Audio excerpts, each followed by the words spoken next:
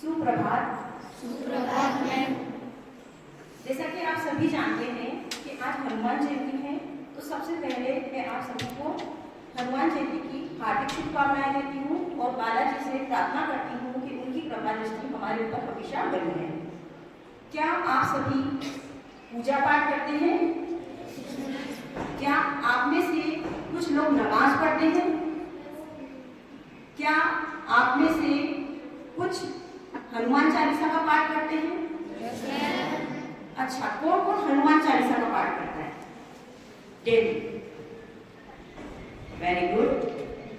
तो अगर आप हनुमान चालीसा पढ़ते हैं तो आपको कुछ एनर्जी फील होती होगी जब आप ध्यान करते हैं, जब आप पढ़ते हैं। कुछ पॉजिटिविटी लगती है आपको?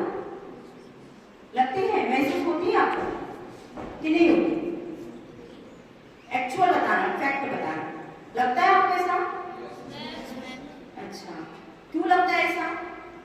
क्योंकि मैं तो एक साइंस टीचर हूँ, तो फैक्ट और साइंटिफिक फैक्ट पर ही बात करूंगी बेटा, है ना? ऐसे में अंधविश्वास पर, फालतू बातों पर मैं कभी बिलीव नहीं करती हूँ, और जो फैक्ट है मैं वही आज आपको बताऊंगी। तो आपको ऐसा क्यों लगता है? ऐसा फील क्यों होता है? क्योंकि हनुमान चालीसा पढ़ने से हमारे मस्तिष्क, ब्रेन जो होता है, उसके रिसेप्टर्स एक्टिव हो जाते हैं, है ना? वो हमें इंपल्सेस देते हैं, जिससे कि हमारी बुद्धि और ज्यादा तेज होती है। हमारे आसपास की नकारात्मक, नेगेटिव एनर्जी हमसे दूर चली जाती है और पॉजिटिव एनर्जी की वाइब्स हमारे आसपास आने लग जाती है ना? सर्कल्स बनाने की। ठीक है? आपने हनुमान चालीसा अगर आप पढ़ते हैं तो आपने छंद पढ़ा होगा हनुमान चालीसा में, ठीक है? कौन सा छंद पढ़ा है? युग सहस्त्र योजन पर भानु, युग सहस्त्र योजन पर भानु, लीलियो ताही, लीलियो ताही, क्या होता है इसके आगे? मधुर फल जाम, लीलियो ताही मधुर फल जाम। एक बार रिपीट करो इसको, है ना? युग सहस्त्र योजन पर भानु, लीलियो ताही मधुर फल जाम। क्या मीनिंग हुआ इसका? इसका मतलब क्या हुआ? कभी आपने यहां तक जाकर सोचने की कोशिश करी कि इसका मतलब क्या होता है? क्यों ये छंद तुलसीदास जी के द्वारा हमारे हनुमान चालीसा में ऐड किया गया? आपने हनुमान चालीसा देखी होगी, है ना?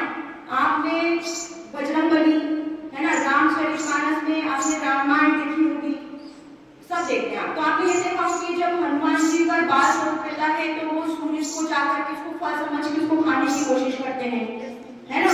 वो खाते हैं। तो उस सब के पीछे भी एक साइंटिफिक फैक्ट दिया गया है। वो दिया गया है कि युग का मतलब होता है 12,000 वर्ष, सहस्रास्त्र का मतलब होता है, सहस्रास्त्र का मतलब होता है 1,20,00,000 वर्ष, और योजन का मतलब होता है 8 मील दूर। कौन है भानु? भानु का पर्यायवाची क्या होता है? सूर्य। ठीक है? तो टोटल अगर हम इस सबका गुणा करें, इनको मल्टीप्लाई करें, तो क्या हो जाता है? 15,36,00,000 वर्ष। ठीक है?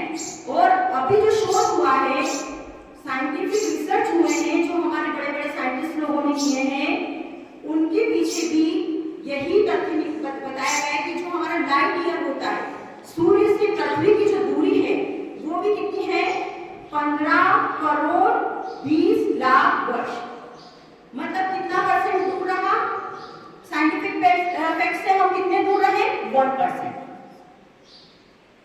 मतलब कि जो अभी रिसर्च किए गए हैं वो चीजें हजारों लाखों साल पहले हमारे वेदों में पहले ही लिख दिया गया है।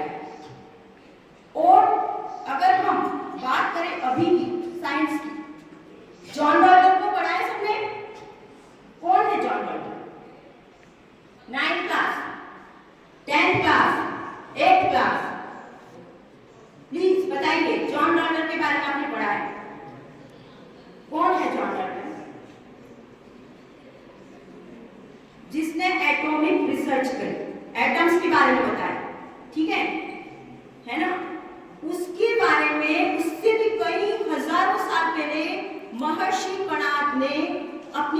संहिता के अंदर उसका वर्णन किया। आप महर्षि गणात को जानते नहीं जानते, क्योंकि हमने कभी उनके बारे में जानने की कोशिश नहीं करी, हमने कभी अपने वेदों को इंपॉर्टेंस नहीं दी, है ना। और हमने वही पढ़ा जो हमें आज का हमारा इन्वायरमेंट, हमारा सिस्टम हमें पढ़ाता है, और हम वही पढ़ेंगे। आपको इस बात की कोई गलती नहीं है ना। लेकिन उससे पहले हजारों साल पहले ये सारी चीजें हमारे वेदों के अंदर लिख दी गई थी। पर फिर आपके दिमाग में ये क्वेश्चन भी आ रहा होगा कि अगर ये लिख दी गई थी तो ये हमारे सिलेबस में इंक्लूड क्यों नहीं हुआ? ये हमारे सिलेबस में, हमारे सिस्टम में इसलिए इंक्लूड नहीं हुआ क्योंकि ये धार्मिक ग्रंथ माने गए, इनका कोई पैटर्न लॉजिक नहीं बताया गया। लेकिन फिर भी अगर मैं आपसे बात करूं, राइट ब्रदर्स को कौन जानता है? बताइए बेटा, तो इस राइट ब्रदर्स, यस, जिसने एरोप्लेन का इन्वेंशन किया है। ठीक है, अब एरोप्लेन के बारे में जब राइट ब्रदर्स ने इसका इन्वेंशन किया तब उन्होंने भी ये वेद पढ़े हैं, और इन वेदों से उन्होंने क्या कर दिया? इसको प्रूव कर दिया, इसके एविडेंस दे दिए, और प्रूव कर दिया तो वो गिनीज बुक में आ गए। ठीक है, और जबकि इसके बारे में हजारों साल पहले किसने बताया? महर्षि भारद्वाज ने।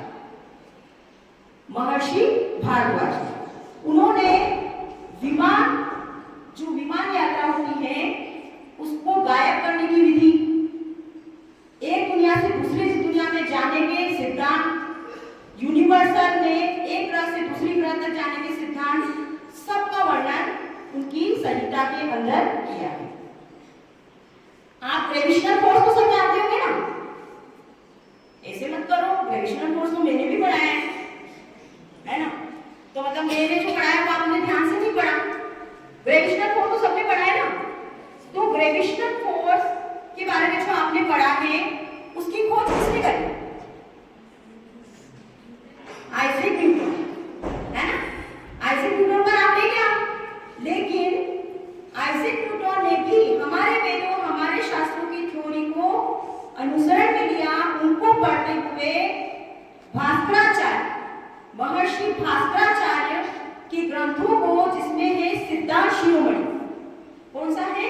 सिद्धांत शिरोमणि नाम का एक ग्रंथ है, उसको पढ़ करके और उसको प्रूव किया, उसका पैटर्न दिया, उसका लॉजिक दिया, इसलिए वो फेमस हो गए।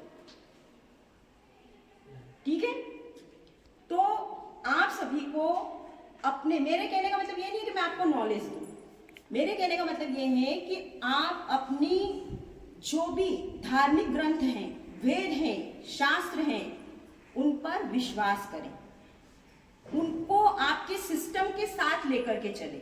महर्षि सुश्रुत शल्य चिकित्सा में हजारों साल पहले उन्होंने बहुत सारे ऑपरेशन, कितने? 127 ऑपरेशन सर्जरी तो उन्होंने उसी समय कर दी। ठीक है, मेडिसिन बना दी उन्होंने 2000 से ज्यादा उसी समय, मोतियाबिंद का इलाज उस समय कर दिया उन्होंने।